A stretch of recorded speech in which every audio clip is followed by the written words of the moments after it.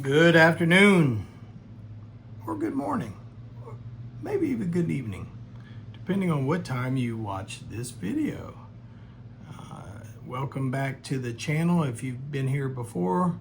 Welcome in if this is your first time. My name's Nick and the channel is Life is Hard, Don't Complain. Today, we're going to look at a very popular knife in the knife world these days, the Kizer Drop Bear 2.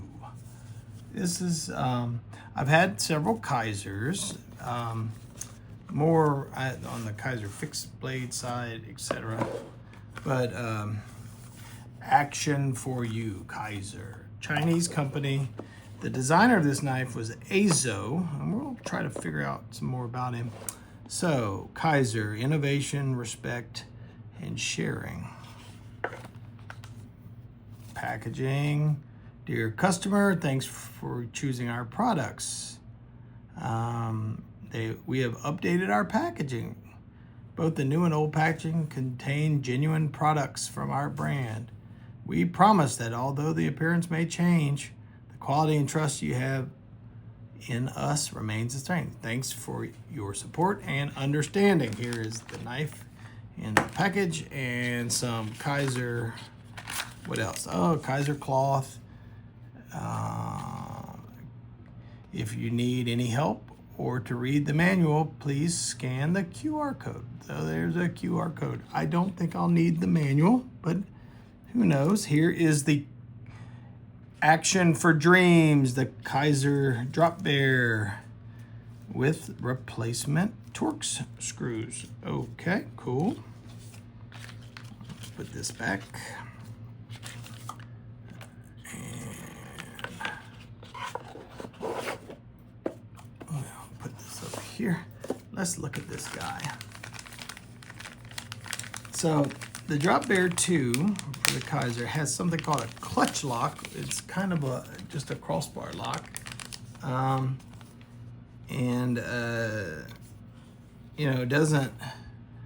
It's not the same. No, this is a button lock actually. Well, maybe that's what the the clutch lock is.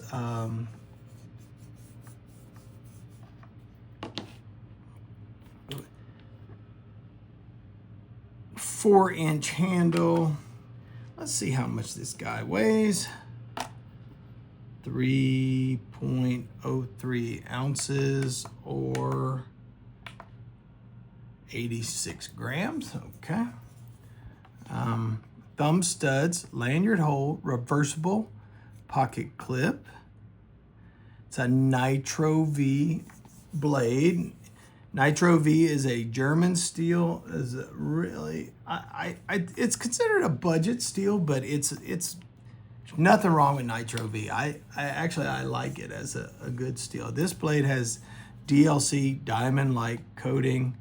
Let's go ahead and open her up. We'll try, not super fast.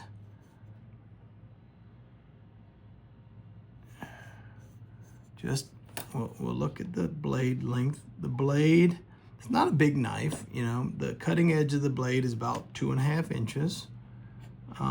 Overall length of this knife is a little less, about 6 3/4.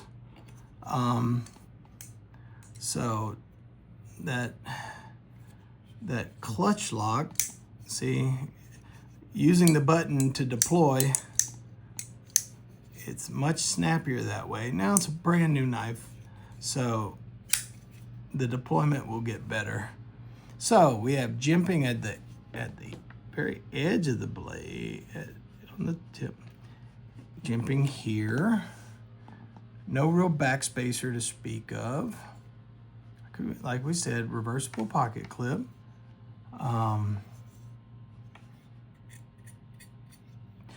Sharp out the box.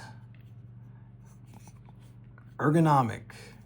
It feels very, very solid. You know, it's not a hefty knife. This is a lightweight knife.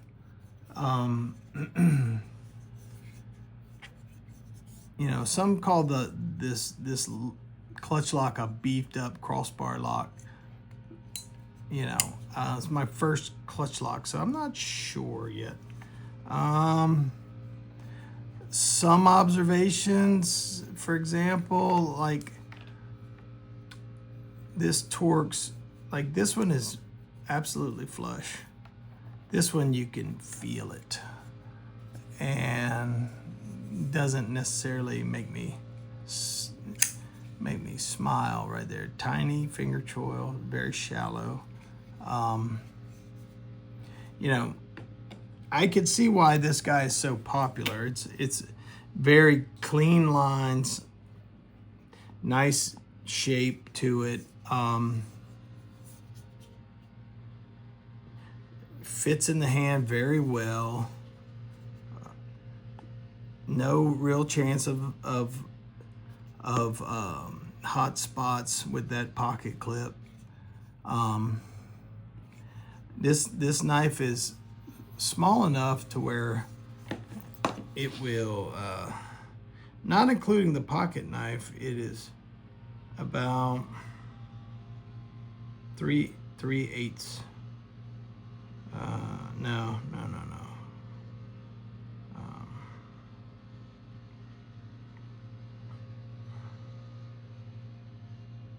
3/16 wide. So it's low profile as far as the width goes. Pocket clip itself is a little large, but not bad. It's, you know, you can fidget with this guy a lot. It's easy to do that. It's nice and got a nice feel to it. Like I said, I could see why this sucker is so popular. You know,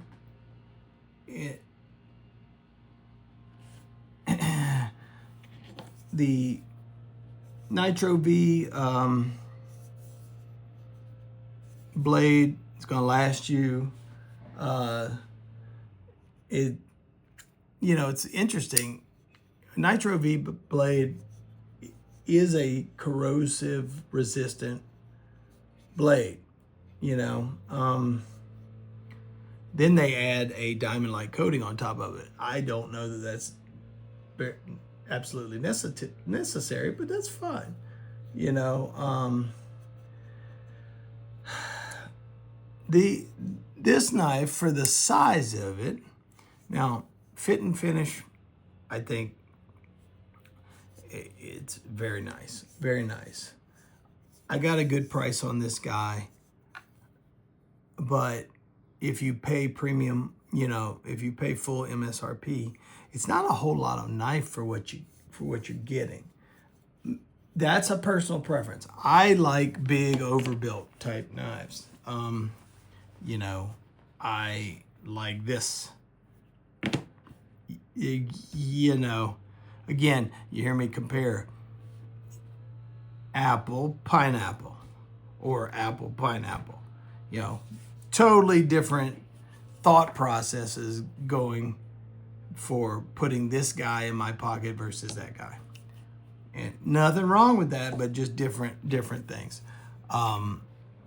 This as a quick, everyday, throw it in my pocket knife is fine. You know,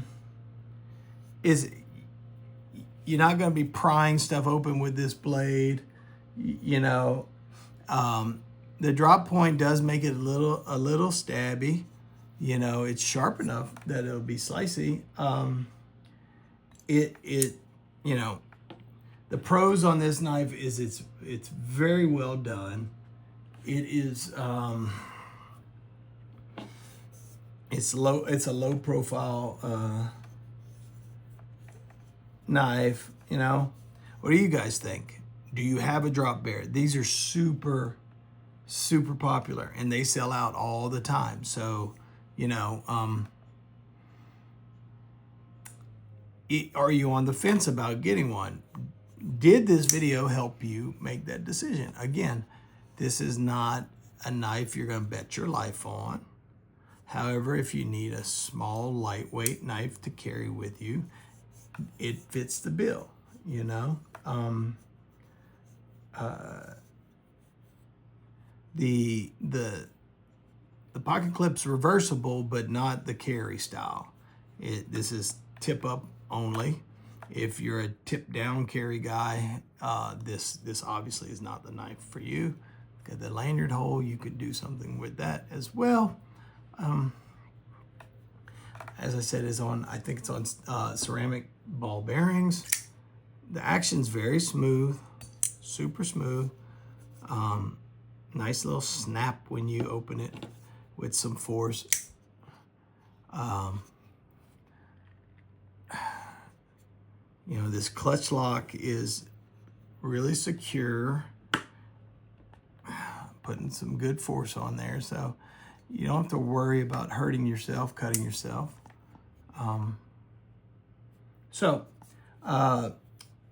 I guess the question for the audience is, what do you think about the Kizer Drop Bear 2? Do you like it? What would you prefer in a mid-range pocket knife that you don't see with this guy?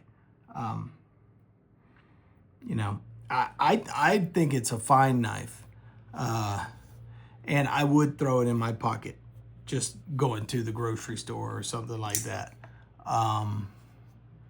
or have it in a toolbox for stripping a little wire or something like that. This would do you fine. I guess the second question was, and this goes for a lot of things in life. If I was jogging with this in my pocket, and at the end of my run, I discovered there is a hole in my pocket and the knife was no longer there. It was gone. Would I cry, or would I go with a flashlight and cover the entire trail that I ran down? Would I immediately try to find a replacement of the exact same knife? You know, just to be honest, no, I wouldn't. It's a fine knife, but this is certainly a replaceable knife with 100 different other types of knives. I think Kizer is doing a fine job. I don't have any issue in that. But to me, this knife, I guess on one hand I can see why it's popular, because it's very clean looking. You know, and Kizer has a good reputation, and they have a very strong social media presence and ad campaigns, etc. But again, it's, what is the use for? What do you have your knife for? Does it satisfy that? So it's just one of those things you have to really keep in mind. So you know, what makes you buy a knife? What compels you to get a new knife? I'm interested in your comments, so drop a comment. Let me know what you think. Please like, and if you're not already a subscriber, please subscribe. Hit the bell.